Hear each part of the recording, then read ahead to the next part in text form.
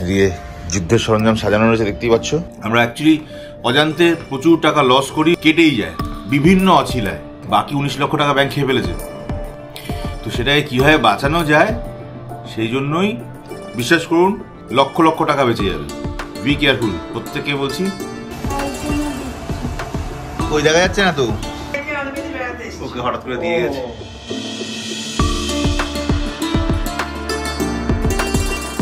12:30 বাজে। Good morning.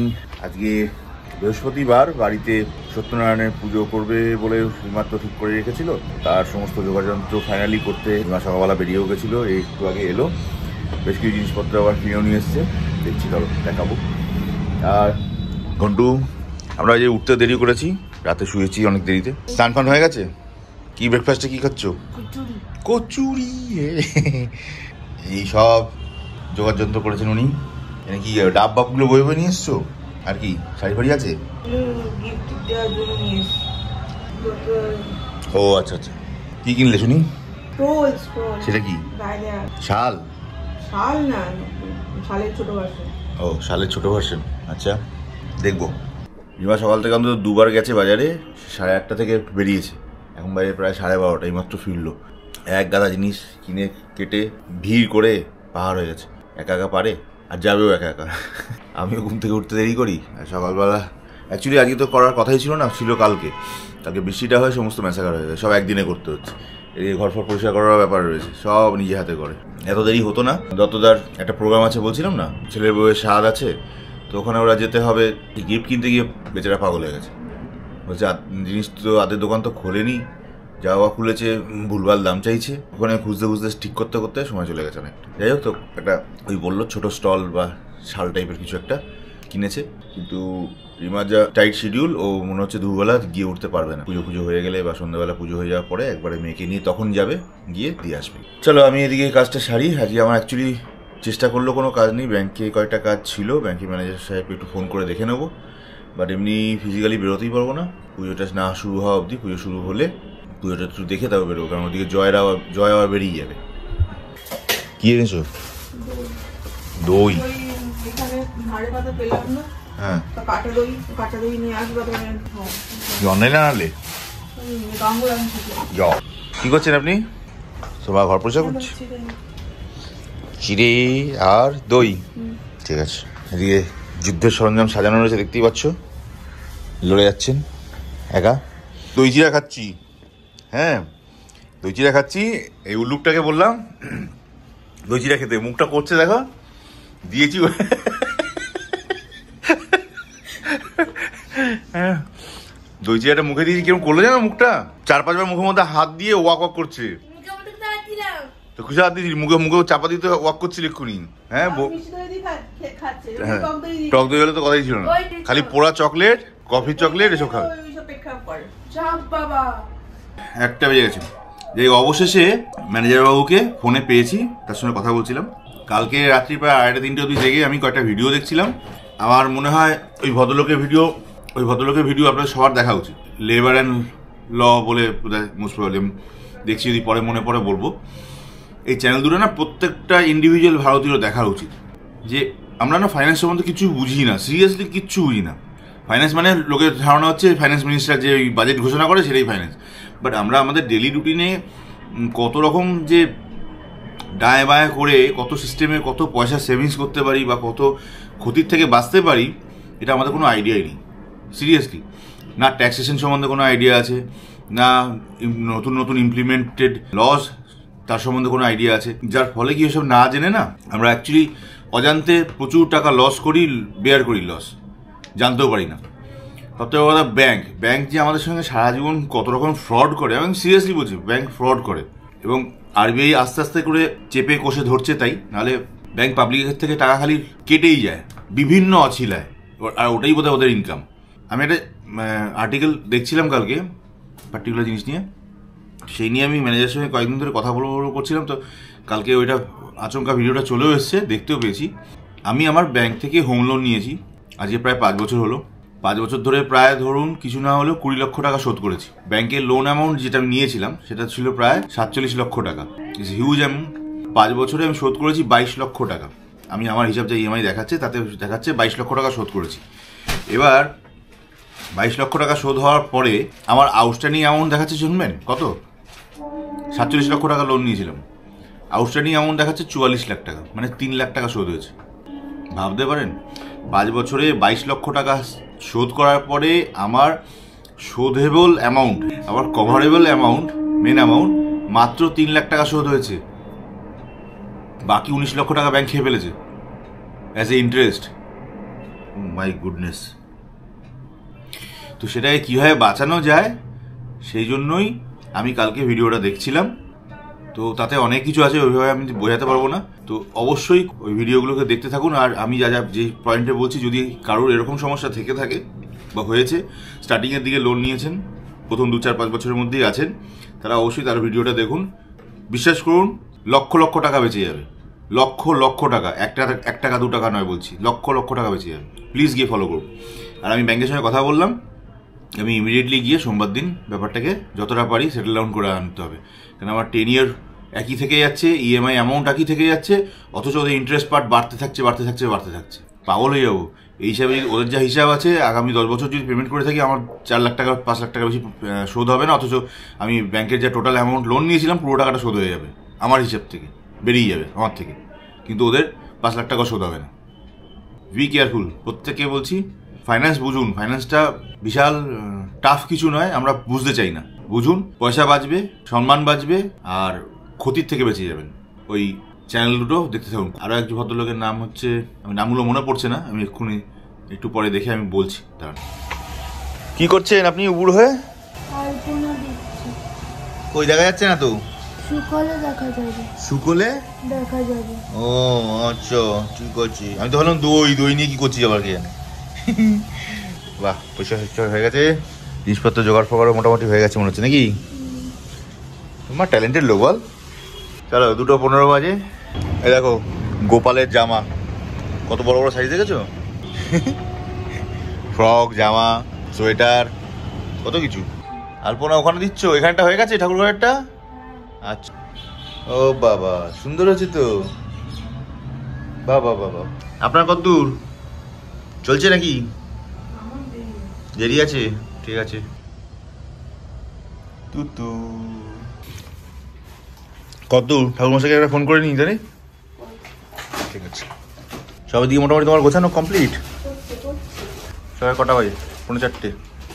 তুমি কি করছো? নৈবেদ্য বানাবে? বানি না।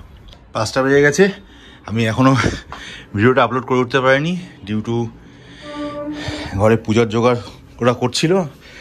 আমি সেভাবে কিছু করিনি, বাট আমাদের অফিসিয়াল কিছু কাজ ছিল, সেই জন্য খুব ব্যস্ত ছিলাম বলে এইটা করে উঠতে পারছিলাম না। জাস্ট করে দেবো। এদিকে ঠাকুরমশাই চলে এসছে, পুজোর জোগাড় পর্যন্ত সব মোটামুটি হয়ে গেছে। অল ক্রেডিট গোস টু মেয়ে অ্যান্ড মেয়ের মা দুজনেই। রেডি তোমরা সেজে বুঝে? হ্যাঁ, সাজবো। ঠাকুর কেমন লাগছে দেখি? ওরে সাবাস, দারুণ দারুণ। গোপাল দা কই? ওকে হঠাৎ করে দিয়ে গেছে, গেছিল। আর এ 2-4 দিন ধরে যা করছে না, হ্যাঁ, মানে গোপালের তো বদভ্যাস তৈরি করে দিচ্ছে, বুঝেছেন না? নাড়ু, মোয়া, মাখন ডেলি খাইয়ে যাচ্ছে। হ্যাঁ,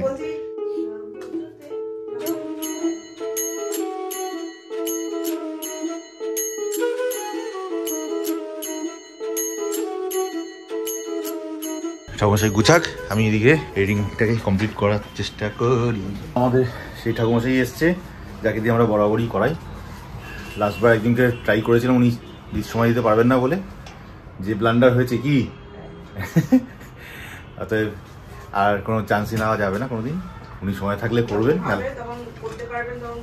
হ্যাঁ, যখন পারবেন তখন করাবো, যখন পারবেন না তখন পোস্টপোন করবো ব্যাপারটাকে। তাও আচ্ছা, মানে বাজেভাবে হওয়ার থেকে আমার মনে হয় না হওয়া ভালো সবসময়।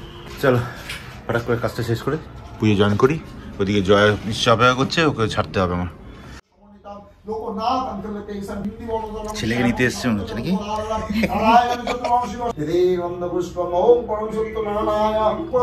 মন্ত্রোচ্চারণী ক্ষমতাই আলাদা, ডিফারেন্স হয়ে যায়। সাথী বৌদি নিয়ে ছেলেকে ফেরত নিতে এসছে আজকে, তাই তো? কিন্তু বলছে না, আজই নিয়ে যাবে না, বৃহস্পতিবার তো। পুজো হয়ে যায়, কালকে নিয়ে যাবে। ছেলে ওখানে বসে আছে, ওই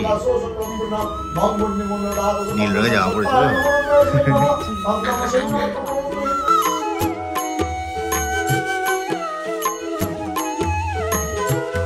কি গিফট কিনেছে দেখালে না তো? ও এইটাকে বলে? আচ্ছা, শালের মতোই আর কি, তাই তো? প্যাটার্ন অফ, এটা হাফ তো, ডবল হবে। আচ্ছা ঠিক আছে, খুলতে হবে না, বুঝে গেছি। ওকে, দিয়ে দাও।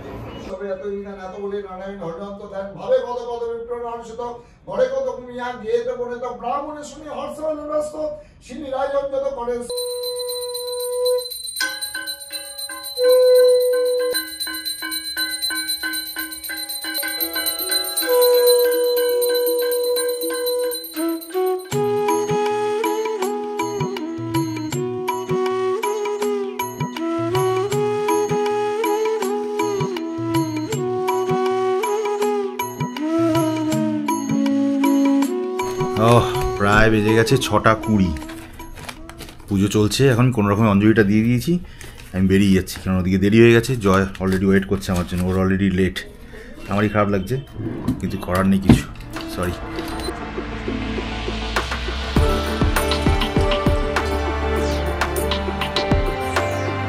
চরম ব্লান্ডার, 9:30 প্রায় বাজে। আমি যখন আসছি তখনই আমার মনে হয়েছিল একবার যে আমি পোস্টার করে দিয়েছি আজকের। পোস্টার শিডিউল ডেটটা বোধহয় আগামীকালে দেখাচ্ছে ভুল করে, আমি সেটা খেয়ালও করিনি। খেয়াল না করে ওই 6টার সময় আমাদের টাইম ছিল, পোস্টার করতে দিয়ে আমি বেরিয়ে চলে এসেছি, মনেও নেই। এখন ভিড়ভাড়টা যখন একটুখানি হালকা হলো, জাস্ট হালকা হলাম। আজকে অ্যাকচুয়ালি প্রচুর প্রেশার গেছে, দুপুরের পর থেকে ভিড় রেখেছে।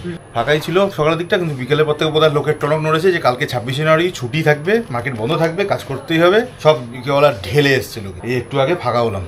যাই হোক, তখন ফাঁকা হওয়ার পর আমার মনে হলো, আরে আমার তো মনে হচ্ছে টাইমিং শিডিউলের যে করেছি টাইমিংটা মনে হয় আজকের ডেট তো নয়, মনে হচ্ছে আগামীকালের ডেট পড়ে গেছে। ঠিক তাই, এখানে এসে ফাইলটাকে আবার আমার মেলটাকে খুললাম, খুলে চেক করে দেখি হ্যাঁ আগামীকালের সন্ধ্যেবেলা 6টার সময় ডেট দেওয়া ছিল পোস্ট করে। আবার এটাকে এখন চেঞ্জ করে এই এখন 9:30টার সময় বোধহয় পোস্ট হলো। হ্যাঁ ওয়ান কী অবস্থা, সকালবেলা পোস্ট হওয়ার কথা, দুটো আইডে তবু হয়, সেটা রাত্রিবেলা 9টার সময়। আমার গাধানোর জন্য বেশি তাড়াহুড়ো করতে গেলে বেশি দিয়ে যায় বলে না, ভেবেই আমার কনফার্ম গরম হয়ে গেছে। চলো এনিওয়ে, আজকের মতো এখান থেকে ছুটি, প্যাক আপ, বেরোই। খিদে পেট জ্বালা করছে, বাথরুম পেয়েছে, বেরোতে পারিনি। জয় একটু তাড়াতাড়ি বেরিয়েছে বলে আমার অবস্থা খারাপ, তাও ছুটকি ছিল আজকে, যায়নি। ওকে সুমন ঢপ দিয়েছিল, রয়ে গেছে ঢপ শুনে। সুমন ওকে বলেছে, দাদা বলেছে থাকতে আইছে, ওই জন্য 8টা অবধি রয়ে গেছে বেচারা। যাই হোক, একদিকে ভালোই হয়েছে, বেশ চাপে ছিলাম নালে এই সময়টা। চলো বেরোই এখান থেকে গুটিয়ে। বেজে গেছে 10:20, খিদে পেয়েছিল প্রচণ্ড, সকাল থেকে সেভাবে কিছু খাওয়াই হলো না। তাড়াহুড়ো করে বেরিয়ে এসেছিলাম অফিস থেকে, বাড়ি থেকে। অফিসে এসেও তো খেতে আর পারিনি এখান থেকে। আচ্ছা ভাই, তবে মেয়ে আর মা নাকি দত্তদার কাছে গেছিলো ঘরে গিফটটা দিতে, তো ওরা জোর করে ওদেরকে দুজনকে খাইয়ে দিয়েছে। রাতের খাওয়া ওদের হয়ে গেছে। আমি আর কি করি, এখান থেকে ইচ্ছা করে খিদেও পেয়েছিল, টাইম লস করে লাভ নেই। এখান থেকে একটু রোল খেয়ে খিদেটা একটুখানি দমন করে আপাতত সিধে যাচ্ছি বাড়ি। প্রায় 10:25।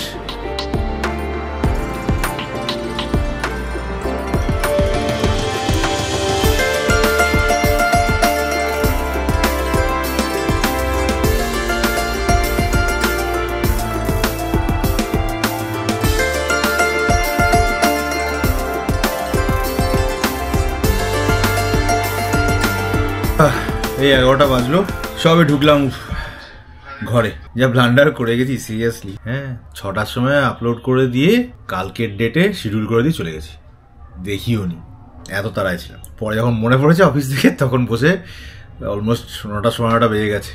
কালকে অনেক রাত করে হয়তো সব ভিডিওটা পেয়েছো, তাই না? আর কি করা যাবে, এমন চাপে ছিলাম। এক তো ঘরে পুজো, প্লাস ওদিকে জয় বেরিয়ে যাবে, দিয়ে কাজেরও চাপ ছিল, বারবার ফোন আসছে। কালকে মানে যা ফোন আজকে রিসিভ করেছি বাবা না। কালকে দিনটা ছুটি, নাম খাও আসতে অবশ্য। এসে একটু সিন্নি খাচ্ছি, হাফ ভার দই ছিল, তাও খেয়ে ফেলেছি। খাওয়াই বসে দিয়ে দিয়েছো? গোপাল কি বলছে? ওকে রাতের ড্রেস পরিয়ে দিয়েছো গোপাল কাকুকে? 12:15 বাজে। রিমা মেয়ে শুয়ে পড়েছে। কালকে ওদের সকালবেলা তাড়াতাড়ি উঠতে হবে। মেয়ের সকালবেলা ডান্স স্কুলে এক্সাম আছে, তো 10টার মধ্যে যেখানে মেয়ের ক্লাস হয় আর কি, এখানে পৌঁছাতে হবে। তাছাড়া সারাদিন ওরা শোয়েও নি, প্রচুর কাজ করেছে, টায়ার্ডও, তাই জন্য শুয়েও পড়েছে। আমিও বেশিক্ষণ টানতে পারবো না, একটুখানি কাজ এগিয়ে রাখি আজকে ব্লগে। তো ব্লান্ডার তো করেছি, বললাম কালকে ভিডিওটা পোস্ট করতে গিয়ে ভিডিও পোস্টটাই করতে ভুলে গেছি। পুজো আয়োজন যথেষ্ট রিমা করেছিল, তবে হ্যাঁ পূজা যে ঠাকুরমশাইকে দিয়ে আমরা বরাবরই করিয়ে আসি তাকে দিয়ে এবার করাতে পেরেছি, এটাই সব থেকে বড় স্যাটিসফ্যাকশন। কারণ সত্যিই লোকটার মধ্যে কিছু তো আছে, পুজো করার পদ্ধতির মধ্যে ভালো লাগবে, মন থেকে ভালো লাগবে, স্যাটিসফ্যাকশনটা ওখানেই আসে। আচ্ছা, আমাদের ঘুরতে যাওয়ার প্রোগ্রামের কথা বলেছিলাম, সেটা আজকে ক্যান্সেল করলাম। এই কারণে করলাম, সকালবেলা বইয়ে একটা পত্রিকাতে রাশিফল ছিল, তাতে লেখা ছিল পরিষ্কার যে এখন ঘুরতে যাওয়াটা অ্যাভয়েড করুন। ওই দেখে আপাতত স্টপ প্ল্যানিং, দেখছি নেক্সট উইকে কিছু করা যায়। দয়া করে কালকে ব্লগটা দেখে নিও, অনেক লেটে পোস্ট করেছি জানি, অনেকেই কাছেই পাওনি ভিডিওটা। আজকে একবার গিয়ে প্লিজ চেক করে নিও। আজকে ভিডিওতে এন্ড স্ক্রিনে কালকের ওই ভিডিওটার লিঙ্ক দেওয়া থাকবে, গিয়ে প্লিজ চেক আউট করে দেখে নিও। তো stay tune, stay healthy and keep watching. Good night.